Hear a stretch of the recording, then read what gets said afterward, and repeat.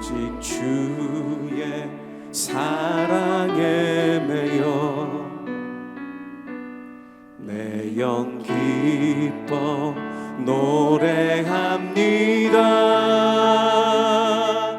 이 소망의 언덕 기쁨의 땅에서 주께 사랑 드립니다.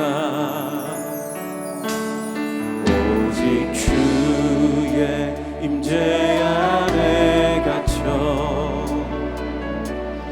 내 영 기뻐 찬양합니다.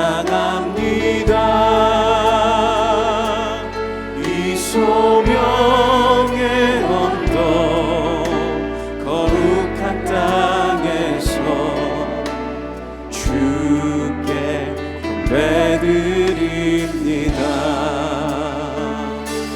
주께서 주신 모든 은혜 나는 말할 수 없네. 내 영혼 즐거이 주 따르렵니다.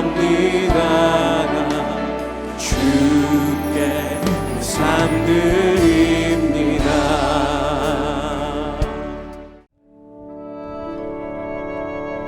데오빌로여, 내가 먼저 쓴 글에는 무릇 예수께서 행하시며 가르치시기를 시작하심부터 그가 택하신 사도들에게 성령으로 명하시고 승천하신 날까지의 일을 기록하였노라.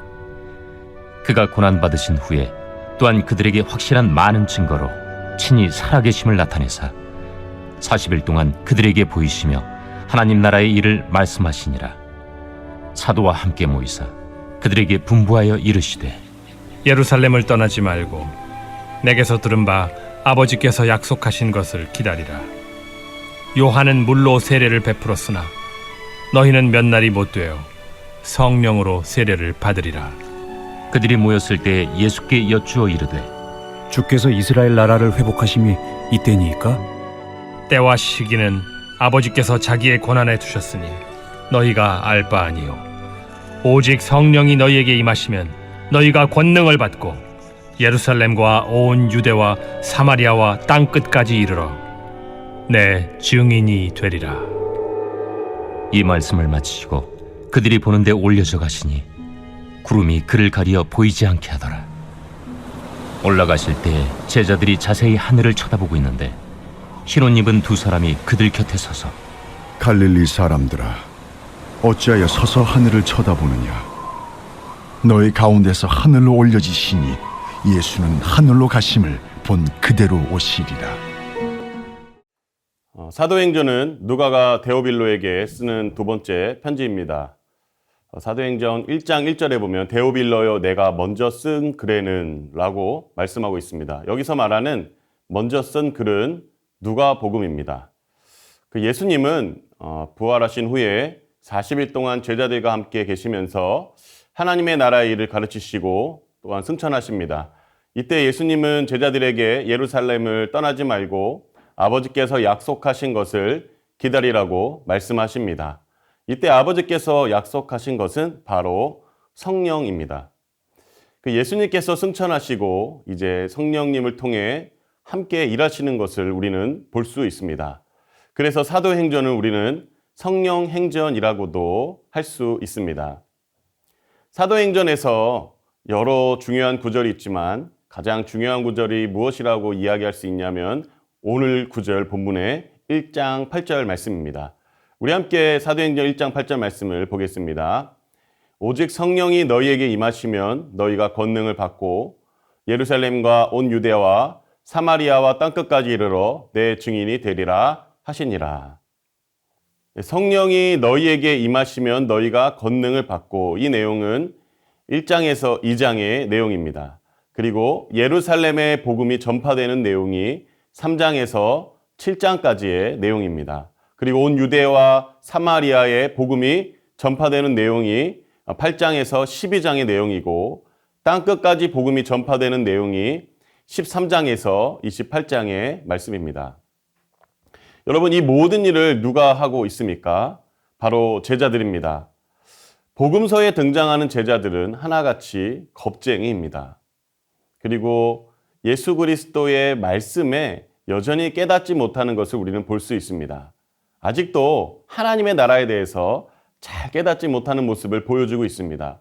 오늘 본문 6절 말씀에도 이스라엘 나라의 정치적 회복에 대해서 묻고 있는 것을 보게 됩니다.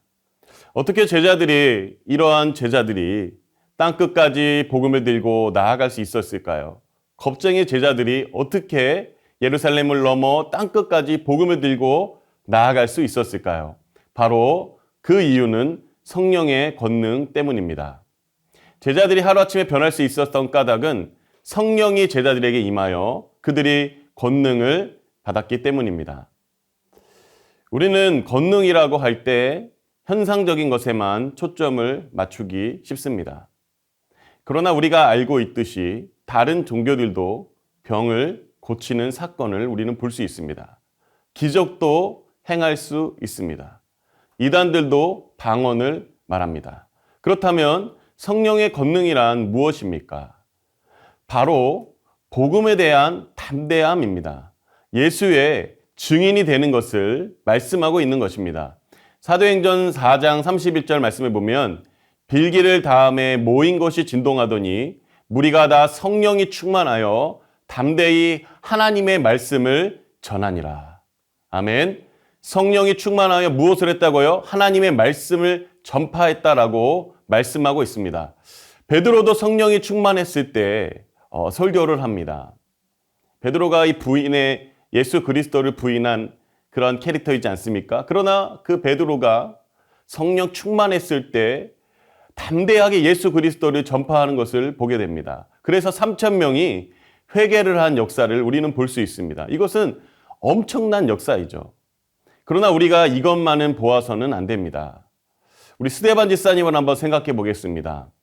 성경에서는 스데반 집사님을 성령과 지혜가 충만한 자라고 말씀하고 있습니다. 여러분, 베드로도 성령 충만했고 스데반 집사님도 성령 충만했습니다. 그런데 결과는 어떻게 되었을까요? 베드로는 3,000명이 회개를 했고 스데반 집사님도 성령이 충만하여 복음을 전했을 때 스데반 집사님은 돌에 맞아 죽게 되었습니다. 여러분, 결과는 달랐습니다. 그러나 놀랍게도 성경은 스데반 집사님의 죽음으로 말미암아 사도행전 1장 8절 말씀이 이루어지는 것을 증거하고 있습니다. 사도행전 8장 1절 말씀에 보면 사울은 그가 죽임당함을 마땅히 여기더라. 그날에 예루살렘에 있는 교회가 큰 박해가 있어 사도 외에는 다 유대와 사마리아 모든 땅으로 흩어지니라. 아멘. 유대와 사마리아의 모든 땅으로 흩어졌습니다. 그리고 그들이 한 것은 무엇이었냐면 사도행전 8장 4절 말씀에 그 흩어진 사람들이 두루다니며 복음의 말씀을 전할세. 그들이 흩어져서 하나님의 말씀을 전하기 시작했다는 겁니다. 이를 보아서 성령 충만을 통해 나타난 것은 무엇인가요? 여러분, 예수의 증인이 되었다는 것입니다. 능력, 권능의 결과는 기적이 아니라 복음의 증인으로 순종해서 성령의 뜻을 이루는 것입니다. 기적은 성령의 뜻을 이루기 위한 수단일 뿐입니다. 권능이란 그래서 예수님의 십자가와 부활을 증언함으로 하나님의 나라의 일에 동참하는 것입니다. 우리는 복음의 증인으로 살아가면서 베드로가 경험한 것을 경험할 수도 있고 스데반이 경험한 것을 경험할 수 있습니다. 공통점은 결과적 성공이 아니라 복음에 대한 열정입니다. 여러분, 성령 충만은 나를 자랑하지 않습니다. 성령 하지도 않습니다. 오히려 너무나도 신기하게도 성령 충만은 예수님의 이야기를 더 많이 이야기하게 됩니다. 성령 충만한 사람은 예수님을 드러낼 것입니다. 성령의 권능으로 승리하시는 저와 여러분 되시기를 간절히 소망합니다. 오늘 본문을 통해 두 가지 묵상을 나누고자 합니다. 첫 번째로 한 사람이 중요합니다. 1907년 평양 대부흥운동이 있었습니다. 여러분, 우리가 이 부흥회를 보았을 때 처음에는요, 건조하고 굉장히 드라이했다고 합니다. 그러나 그때 길선주 장로님이 공개 회개를 시작했다고 합니다. 나는 아간과 같은 자이다. 자신의 죄를 자백하고 자복하고 회개했습니다. 여러분, 한 사람이 공개적으로 회개를 시작하니 하나님이 한 사람 한 사람을 만지기 시작했다는 것입니다. 그래야 모든 사람들이 통회자복하는 회개기도가 터지기 시작했습니다. 한 사람의 회개로 말미암은 것입니다. 사도행전은 데오빌로 한 사람을 위해 쓴 글입니다. 그런데 이 사도행전이 모든 사람이 구원받는 데 필요한 글이 되는 것입니다. 한 사람을 대하는 태도가 그렇게 중요합니다. 여러분, 한 사람이 중요합니다. 우리는 땅끝을 이야기하기 전에 예루살렘에서, 즉 우리의 가정이죠. 그 가정에서 남편, 아내, 자녀를 어떻게 대하고 있습니까? 세계를 품기 전에 우리 가정의 가장 연약한 자 한 사람을 우리는 어떻게 대하는지 생각해 보아야 합니다. 둘째로는 기다림이 중요합니다. 사도행전 1장 4절 말씀을 다시 한번 보겠습니다. 사도와 함께 모이사 그들에게 분부하여 이르시되 예루살렘을 떠나지 말고 내게서 들은 바 아버지께서 약속하신 것을 기다리라. 성령을 체험하려면 능력이 임할 때까지 기다려라고 말씀하고 있습니다. 누가복음 24장 49절 말씀해 보면은 위로부터 능력으로 입혀질 때까지 이 성에 머물라 하시니라. 예수님께서 부활하신 후에 많은 사람들에게 기다리라고 말씀하셨지만 결국 기다린 자들은 120명이었습니다. 하나님의 약속을 믿고 기다리는 자들에게 하나님의 시간에 호련히 임하시는 성령의 권능을 받는 줄 믿습니다. 여러분, 음치보다 박치가 더 큰 문제입니다. 성경에서 기다리지 못하고 그르친 인물들을 얼마나 많이 볼 수 있습니까? 여러분, 계란으로 바위를 치면 안 됩니다. 그럼 어떻게 해야 될까요? 기다려야 합니다. 기다리면 계란이 병아리가 되고 병아리가 자라서 기다리게 되면 닭이 됩니다. 그때 그 닭은 그 바위를 넘어갈 수 있습니다. 여러분, 바위는 자라지 않습니다. 그러나 우리는 성장할 수 있습니다. 우리는 그 하나님의 때, 하나님이 주시는 능력을 기다려야 되는 줄 믿습니다. 이사야 30장 18절 말씀해 보면 그러나 여호와께서 기다리시나니 이는 너희에게 은혜를 베풀려 하시며 일어나시리니 이는 너희를 긍휼히 여기려 하심이라. 대저 여호와는 정의의 하나님이시라. 그를 기다리는 자마다 복이 있도다. 아멘. 우리 하나님을 기다리는 저와 여러분 되시기를, 그리하여 복을 누리시고 능력 받으시는 저와 여러분 되시기를 간절히 소망합니다. 사도행전은 성령행전이라는 별칭이 있습니다. 하나님의 복음은 사람을 통해서 전파되지만 그 또한 성령의 능력이 임할 때 가능한 것이기 때문입니다. 오늘날 성령님은 어디에 계실까요? 바로 여러분, 우리 안에 거하십니다. 2000년 전의 성령과 오늘날의 성령은 동일하신 분입니다. 그리고 동일하게 일관되게 예수 그리스도를 증거하게 하십니다. 사랑하는 성도님들, 올해 있을 국내 봉사와 해외 선교에 적극적으로 지원하여서 공간적 선교를 하시기를 축원합니다. 또 나아가서 시간적 선교를 하시는 성도님도 되었으면 좋겠습니다. 복음이 세대에서 세대로 전파되어야 합니다. 우리가 자녀들이 우리가 믿는 예수 그리스도를 온전히 받아들이고 그들의 고백으로 예수 그리스도를 나의 주, 나의 하나님이라 고백되어지는 은혜를 경험하기를 원합니다.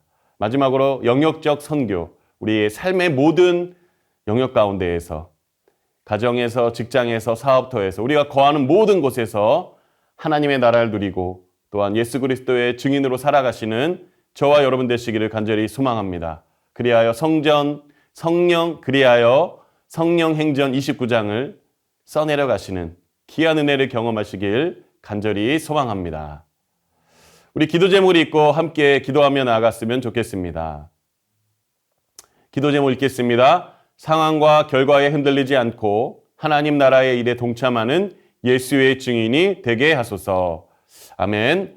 땅끝으로 나아가기 전 먼저 예루살렘에서, 즉 가정에서 예수의 증인으로 승리하게 하소서. 아멘.